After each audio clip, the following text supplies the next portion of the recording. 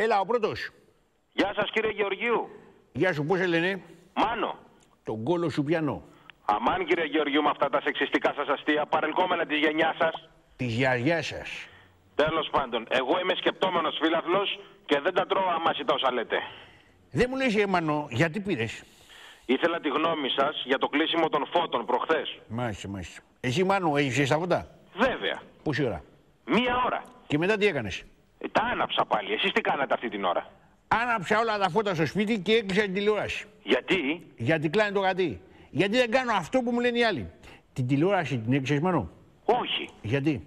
Πώς τα βλέπα τον αγώνα? Να το λοιπόν, ο κλασικός, ο μαλάκας, ο οικολόγος ο Έλληνας. Δεν ξέρω ούτε έναν που να έκλεισε τα φώτα και να έκλεισε για την τηλεόραση.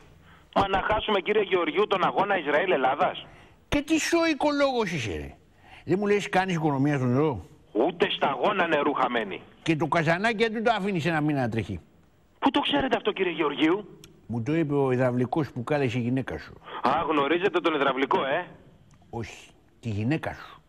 Παίρνει κάθε βράδυ εδώ. Μαγκά, άμα χαλάει το καζανάκι να το φτιάχνεις αμέσως γιατί υπάρχει πρόβλημα. Με το λογαριασμό, Όχι, με τον υδραυλικό και τη γυναίκα σου. Λέει ρε Γιώργο. Τι λέω ρε, μαζί είναι τώρα, της αλλάζει τα φώτα.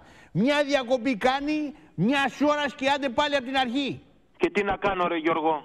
Όταν είσαι σπίτι, όλα τα φώτα αναμένα και τούβλο στο καζανάκι. Αν και εσύ τέτοιο τούβλο που είσαι, κάνεις για τον ίδιο σκοπό. Γιώργο, με έριξες ψυχολογικά. Φιλέ, άσε τα ψυχολογικά και τα γυναικολογικά σου τώρα, γιατί κάποιος άλλος ρίχνει τσαπού. Άσε τα τηλέφωνα και ψάξου. Και πού είσαι? Σβήσε τα φώτα τώρα. Μισό. Τα έσβησα Γιώργο. Άναψε τα πάλι. Τα άναψα. Ξανασβήστα. Το έκανα. Αλλά γιατί όλα αυτά? Γιατί ρε μαλάκα οικολόγοι να κάνετε ό,τι σας λένε οι άλλοι και δεν κάνετε εσείς αυτό που πρέπει κάθε μέρα, ρε.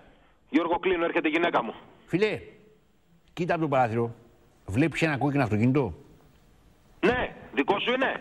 Μην πάθεις blackout. Του υδραυλικού είναι. Γεια σου φίλε οικολόγε, ο επόμενος. Μεγάλη